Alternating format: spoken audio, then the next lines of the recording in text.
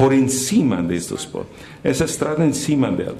Então, esses processos de resistência a ser invadidos, a ser colonizados por este processo de modernização, de progresso, estão gerando processos que meu querido amigo Carlos Walter Porto chama de reexistência.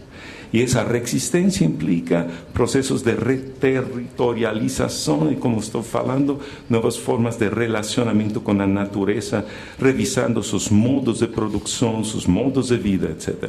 Então, com isso, temos vários outros, não quero me prolongar com este debate, mas sim, é um processo muito vivo na América Latina, mesmo que seja ainda marginal, e que só alguns sociólogos, ecólogos, políticos, estamos aí, estamos mais presentes com todo esse processo, mas esses estão, mesmo em escalas mais institucionais, só mencionar o caso do Parque Yasuní, no Equador, onde o governo de Correa está tentando deixar o petróleo embaixo da terra, não explorar o território e negociar com a comunidade internacional um pago da metade do preço do que se ganharia com ingressos, não? Com a exploração desse petróleo para deixar baixo em terra.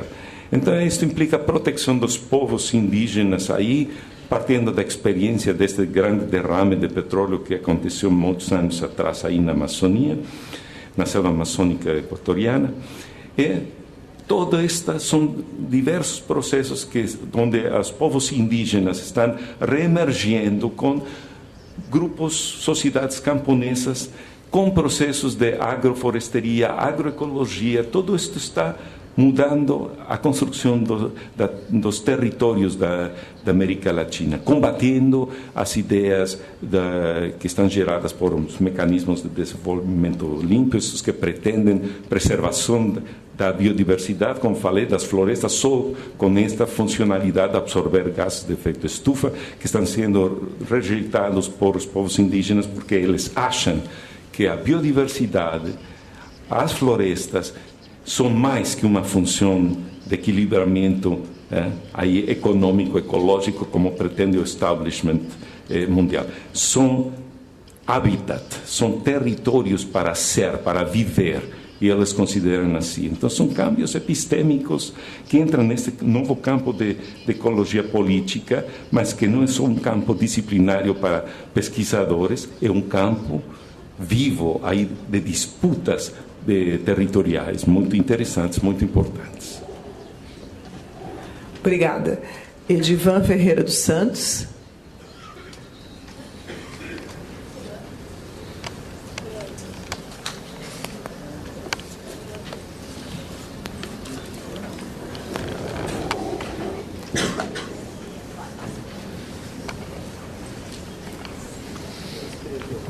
Primeiro, eu gostaria de saudar a mesa pelas as duas posições, em determinado momento, extremamente antagônicas, e isso faz com que a gente cresça de modo geral. Antes de fazer a provocação e não uma pergunta, eu gostaria de falar que eu fui da época daquele currículo, na década de 69 a 71, engessado pelos militares, onde era proibido filosofar e também se proibia a sociologia. Mas nem por isso eu deixei de ser um estudante que pensava e que filosofava. É tanto que no futuro, depois do curso técnico e tecnológico, eu fui para a filosofia, sou formado em filosofia, sou formado em história, sociologia e teologia. Isso não me permitiu, porque eu tive mestres e não professores, que me ensinaram a pensar. E quando se ensina a pensar, realmente a gente fica com os horizontes que podem enxergar até um horizonte interplanetário ou em outras galáxias. Essas são as primeiras minhas considerações. Por outro lado, eu gostaria de brincar um pouco antes da provocação com Papai Noel. Talvez as tietas ou a tietagem não tenha acreditado no Papai Noel americano, porque o Papai Noel verdadeiro está no mundo nórdico da Europa. E acreditaram mais em Emiliano Zapata, o mexicano, que talvez é o revolucionário, as ideias abatistas, etc, etc. O que eu gostaria de tecer filosoficamente para um e para o outro é o seguinte. Primeiro, para John, a grande provocação. É possível, através do túnel do tempo, hoje construído na Europa, onde está se procurando a partícula inicial e através da informática, não buscar um outro mundo possível dentro desse mundo, mas um mundo possível e necessário fora do mundo atual. De acordo com Platão, esse mundo ele não existe, o que existe são mundos das ideias, e é necessário em algum momento se materializar as ideias. Para o professor Henrique, eu perguntaria se não haveria da gente voltar à obra de Nietzsche sobre Assim Falou Zaratustra, a dualidade entre o bem e o mal, a superação do socialismo e do capitalismo, não no ponto de vista das ideias, mas no ponto de vista da materialização dessas ideias de acordo com Platão. Em que sentido? Aí vem uma nova provocação. De acordo com Platão, essa mesa, essa cadeira, esses móveis, eles não existem, mas eles sempre pré-existiram no início da formação do ser humano. Portanto, esse mundo pode ser possível aqui ou em outra dimensão, segundo Platão. Uma outra questão que eu gostaria de falar, que o momento não é o momento de se debater, no meu entendimento, apenas a questão socialista ou a questão capitalista. Agora é discutir, segundo Zaratustra, a questão do homem e a exploração do homem pelo homem, mas não a exploração de um sistema político, do modelo político-econômico, ou então de um modelo que se implanta em relação ao mundo.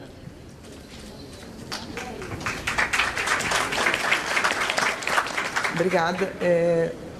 John?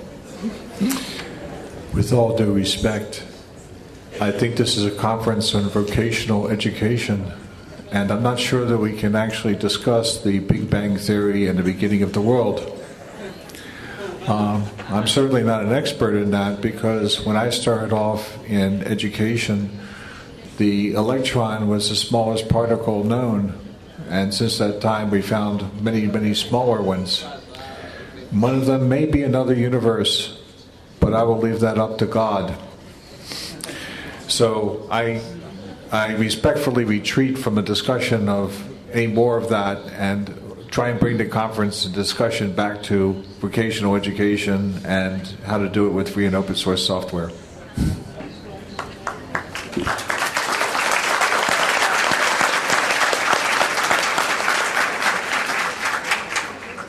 Bom, vou respeitar o contexto desse congresso, mas também vou respeitar a intervenção do colega. Eu vou tentar ser muito breve. Só dizer, sim, precisamos não só pegar algumas ideias importantes do Nietzsche, não só assim falava Zaratustra, a obra de Nietzsche. Nietzsche foi, para mim, o primeiro grande desconstrutor de toda esta metafísica, de toda esta base metafísica que gerou este mundo que eu estou criticando a partir desta racionalidade ambiental.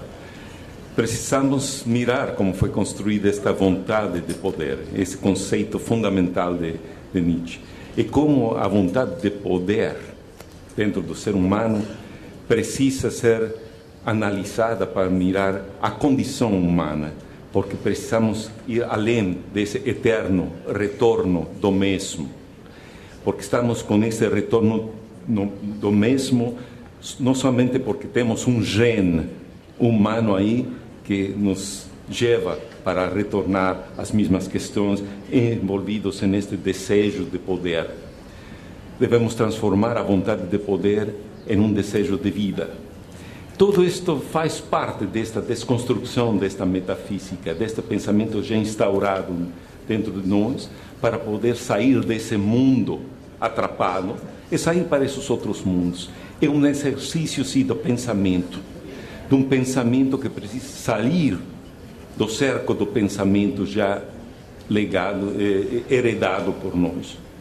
E isso é uma responsabilidade, só repito, da educação, do processo de todas as pessoas, dentro e fora do sistema educativo. Não vamos a conseguir sair deste mundo sem pensar este mundo. Então, só dizer isso. E Platão, sim, Platão foi o culpável maior. Heidegger dizia, o erro histórico é um erro platônico, mas o erro platônico não é o erro platônico dos noivos que estão com amor platônico. O erro platônico foi essa dissociação entre o ser e o ente. Pensar esse excesso de idealização do mundo.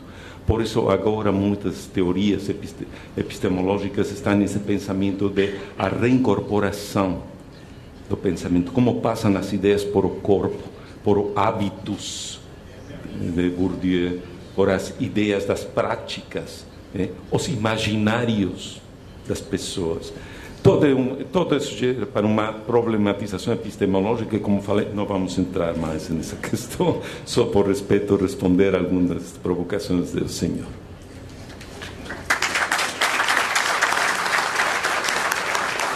Nós temos ainda 10 minutos, 2 perguntas e mais uma série de perguntas que foram enviadas por escrito, então eu solicito que as perguntas sejam bem objetivas e depois a gente faz então as considerações. Rosana Rocha Siqueira. Bom dia a todos.